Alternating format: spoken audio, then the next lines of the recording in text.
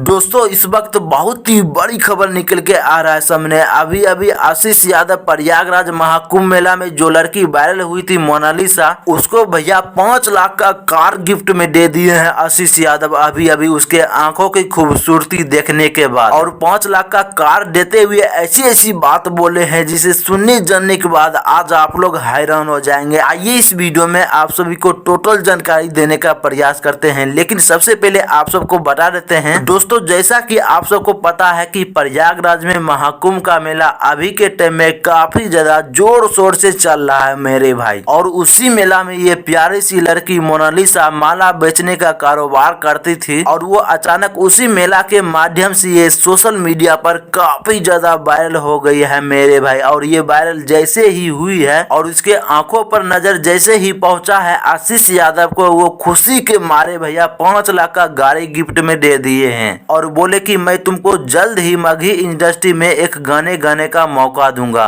ऐसे दोस्तों आपकी क्या प्रक्रिया है, आप सभी जरूर कमेंट बॉक्स में बताइएगा।